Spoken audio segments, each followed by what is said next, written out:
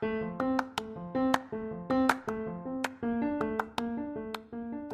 everyone, welcome to the Business Insurance Made Easy podcast. I'm your host, Trey Shields. This podcast is all about one thing: simplifying risk management and business insurance concepts so decision makers and businesses can make more informed decisions. So without further delay, let's get into today's episode. Episode 2 of the Business Insurance Made Easy podcast. In today's episode, we're going to talk about how to hire an agent. So let's jump right into it. Micah, how do you hire an agent? What do you need to look for? Great question. Hey, there's 3 things that I would look for that I think you should look for as our audience. 1, knowledge, advisement. What do they know? Do they know your business? Do they know risks? Do they know insurance, right? 2, service level. 3, their marketing ability. So the top 3 things I would look for. There's a lot of other bells and whistles you could ask about, resources and things like that, but I think they all kind of generally fall under this category as well. Okay, well, let's start with marketing ability, the one you mentioned there at the end. Expound on that. What do you mean by marketing ability? What I mean by marketing ability is, what is your agent's ability to sell your risk? Because you as a business owner or CFO, you have a risk that you're trying to basically put out there to the market, and you want an underwriter to be like, yeah, I want that risk. I'll offer you this price. So what's your agent's ability to tell your story, right? To tell a complete story. What relationships do they have with the underwriter? So ask questions maybe like, what markets do you represent? What volume of business do you put with those markets? How strong are those relationships with those underwriters? So those are some questions to ask around marketing ability. Another question to ask around marketing is, what's your renewal strategy meeting look like?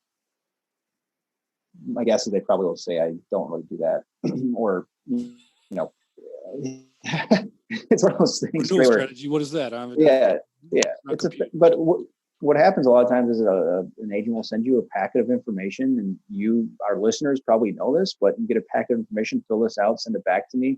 Then you see them 2 weeks prior to the renewal if you're lucky, and that's your renewal process. So very good question to ask is, what does your renewal process look like? What's your timeline? I got you. Well, just to dovetail off that, what should the renewal process look like? Well, one, it should start early. I'd say 4 months prior to the renewal itself. But again, it's not just them sending you paperwork to fill out. It should be a strategy meeting, right? So what do you do at a strategy meeting? You talk about what's going on with the market. What are the conditions looking like, so you're not surprised? Is it a hard market? What's your satisfaction level with the current carrier? Here's some other markets that are really hot right now that are aggressive. Should we approach those markets? And it's, as a CFO, you really need to not just tell your agent, just, hey, go shop the market every year, go blanket the market, because then he becomes the boy who cries wolf. So that's why it's a strategy, right? Even if you don't shop, then you have a conversation with, hey, are you happy with the carrier? Let's just see if we can get a 5% discount or keep it flat without having to kind of burn out the other markets unnecessarily. Gotcha. Circling back to the big 3, let's go back with the first one you said, which was industry expertise. Expound on that a little bit. I mean, what are some questions that I can ask, or how would I go about finding out whether this guy has any expertise in my particular class of business? Sure. So, I mean, you can ask for a customer list. Hey, who else do you insure in my area? But I guess the best way, I think, to get a feel for what this agent's knowledge level is and what his team's knowledge level is to leave an open-ended kind of interview process and say, and make it more project oriented, and say, hey, I'm talking with 3 other agencies right now. I'm trying to decipher who to pick. Can you and your team create a proposal or something that would demonstrate your knowledge to me, right? And leave it open, see what they say, because you might get an agent that comes back and just gives you the dog and pony show. Here's all of our resources, blah, blah, blah. Or you might get a guy who comes in and he asks you then, hey, I need policies. I want loss risk. I want contracts. I want this. And they come back and they truly demonstrate they dove in. They understand your risk. They have ideas, things you haven't thought of. So that's the best way, I think, to decipher or to tell someone's marketing, or not marketing, but knowledge on the markets and risk and your business. Yep. I think you can also obviously ask for referrals. What is your current book of business like? Are Yep. who else are you writing in my space?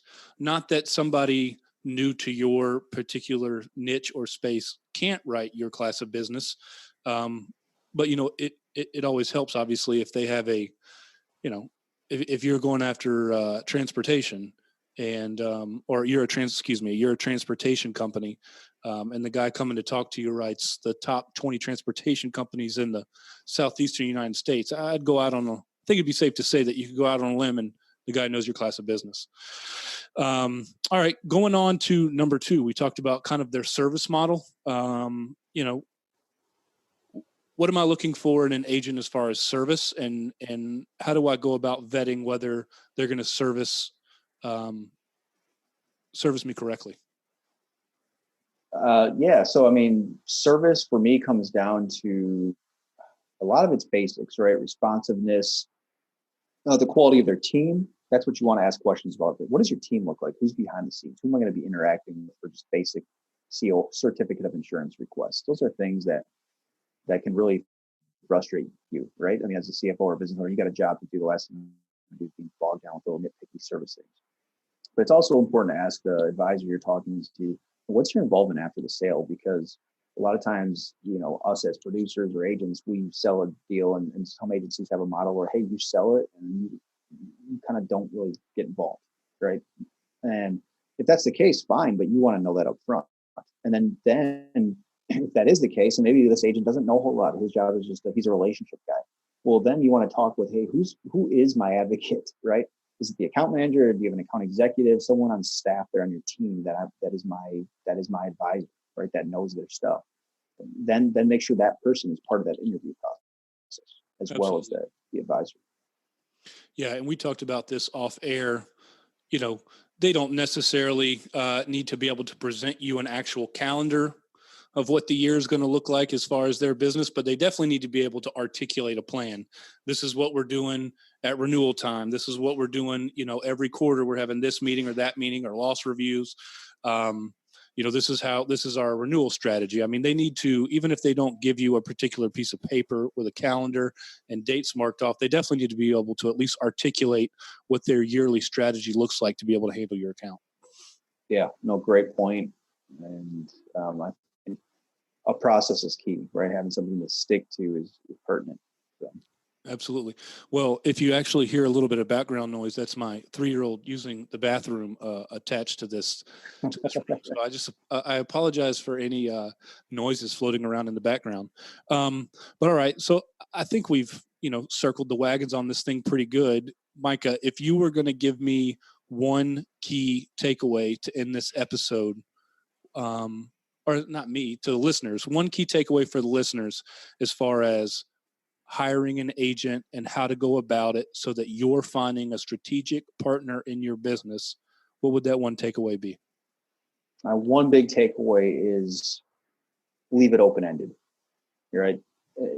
When you're interviewing agents, don't just lead them down a trail, because then you're going to hear all the same answers from everybody. So leave it open-ended and see who's creative and who comes in with the original ideas that can really help you. Right. So that's my one big thing.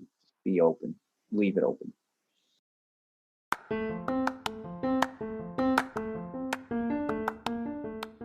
That's it for this episode of Business Insurance Made Easy. We really appreciate you listening in. If you like this episode, please head over to iTunes to subscribe, rate, and leave a review. It's very much appreciated. Thanks. Catch you on the next one.